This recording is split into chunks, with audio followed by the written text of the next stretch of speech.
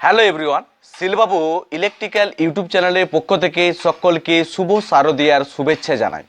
সবাই পুজোতে প্রচুর আনন্দ করো, প্রচুর এনজয় করো এবং নতুন নতুন ঠাকুর দেখো, নতুন নতুন প্যান্ডেল দেখো। এইটাই আমার তরফ থেকে সকলকে শুভেচ্ছা বার্তা। এই ভিডিওতে আমি এসি স্টার্টারগুলোর মধ্যে একটি এবং অন্যতম একটি স্টার্টার হলো ডল স্টার্টার। এই ডল স্টার্টার নিয়ে আলোচনা করব।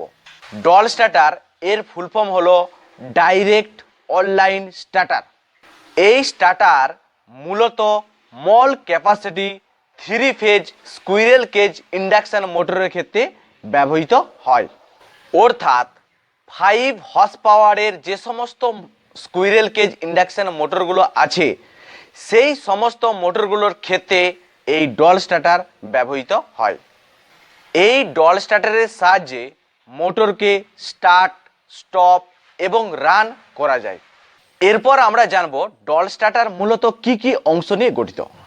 ডল স্টার্টার মূলত 6টি অংশ নিয়ে গঠিত। যেমন 1 নাম্বার এনভিসি কয়েল, যার ফুল ফর্ম হলো no voltage coil. 2 number OLC coil, যার ফুল ফর্ম হলো overload coil. 3 number thermal relay, যদি কোনো কারণবশত হাই কারেন্ট ফ্লো হয় তখন এই থার্মাল রিলের কাজ হচ্ছে পুরো সিস্টেমটাকে ট্রিপ করে দেওয়া, বা কোনো ফল্ট যদি হয় তখন এই থার্মাল রিলের কাজ হচ্ছে পুরো সিস্টেমটাকে ট্রিপ করা। এটাই হচ্ছে থার্মাল রিলের কাজ। 4 number green push button switch, এই সুইচের সাহায্যে আমরা মোটরকে স্টার্ট করতে পারবো। এই সুইচ যখন আমরা প্রেস করব তখন মোটর স্টার্ট শুরু হবে। 5 number red push button switch, এই রেড পুশ বাটন সুইচের সাহায্যে আমরা মোটরকে স্টপ বা বন্ধ করতে পারবো। 6 নাম্বার অংশ হলো অক্সিলারি কন্ডাক্টর, যা ম্যাগনেটিক কন্ডাক্টরের সাথে সংযুক্ত থাকে বা অ্যাটাচ থাকে। এরপর আমরা জানবো ডল স্টার্টার কিভাবে কাজ করে, অর্থাৎ ডল স্টার্টারের অপারেশনটা কি বা কি রকম। তোমরা এই মুহূর্তে অন স্ক্রিনে ডল স্টার্টারের যে কানেকশনটা দেখতে পাচ্ছ, আমি এই কানেকশনের ব্যাপারে এই ভিডিওতে আর কিছু বলছি না। আমি অন্য ভিডিওতে কানেকশন নিয়ে আলোচনা করব। আমি এই ভিডিওতে শুধুমাত্র ডল স্টার্টারের যে অপারেশন, অর্থাৎ ডল স্টার্টার কিভাবে কাজ করে সেই কাজের ব্যাপারে আলোচনা করছি। তাহলে চলো শুরু করি। মূল ভিডিওতে যাওয়ার আগে ছোট্ট একটি অনুরোধ, যারা এখনও এই শিলবাবু ইলেকট্রিক্যাল ইউটিউব চ্যানেলটিকে সাবস্ক্রাইব করনি তারা অতি অবশ্যই এই চ্যানেলটিকে সাবস্ক্রাইব করে পাশে থাকা বেল আইকনে ক্লিক করে অল নোটিফিকেশনটি অন করে দিবে। যারা অলরেডি সাবস্ক্রাইব করেছো তাদেরকে অসংখ্য ধন্যবাদ। তাহলে চলো শুরু করি।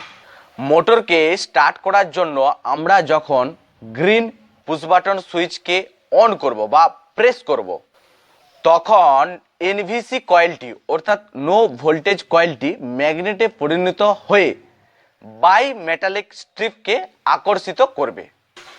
এরপর ওই স্ট্রিপের সাথে সংযুক্ত সকল কন্ট্যাক্ট পয়েন্ট ক্লোজ হয়ে 3 ফেজ এসি সাপ্লাই পূর্ণ মাত্রায় মোটরের ইনপুটে পৌঁছে যাবে এবং পুরো সার্কিটটা ক্লোজ হয়ে ইন্ডাকশন মোটরকে ঘোরাতে সাহায্য করবে।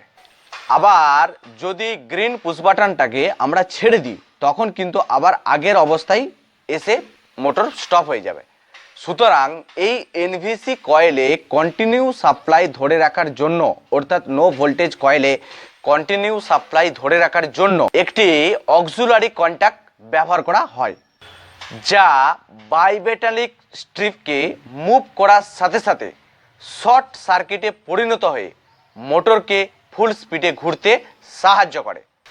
যদি কোনো কারণবশত ফল্ট হয় বা ওএলসি অর্থাৎ ওভারলোড কয়েলের মধ্যে দিয়ে হাই কারেন্ট ফ্লো হয়, তখন ওভারলোড কয়েল থার্মাল রিলে সুইচকে ট্রিপ করিয়ে এনভিসি কয়েলকে অর্থাৎ নো ভোল্টেজ কয়েলকে ডিম্যাগনেটাইজ করে দেয়।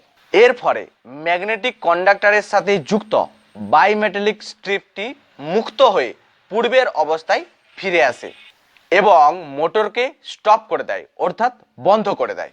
আবার যদি রানিং অবস্থায় কোনো মোটরকে আমরা বন্ধ করতে চাই তখন রেড পুশ বাটন সুইচকে প্রেস করতে হবে, যার ফলে নো ভোল্টেজ কয়েলটি ওপেন হয়ে ম্যাগনেটাইজম সম্পূর্ণ নষ্ট হয়ে যায়। এর ফলে ম্যাগনেটিক কন্ডাক্টরের সাথে যুক্ত বাইমেটালিক স্ট্রিপ মুক্ত হয়ে কন্ট্যাক্ট পয়েন্টকে ওপেন করে দেয়, যার ফলে মোটর বন্ধ বা স্টপ হয়ে যায়। এই ছিল বিস্তারিত ডল স্টার্টারের অপারেশন। এই ভিডিও থেকে যদি কিছু জানতে পারো, শিখতে পারো, তাহলে অতি অবশ্যই এই চ্যানেলটিকে সাবস্ক্রাইব করবে, লাইক করবে এবং প্রচুর প্রচুর শেয়ার করবে। ধন্যবাদ। দেখা হবে পরের ভিডিওতে।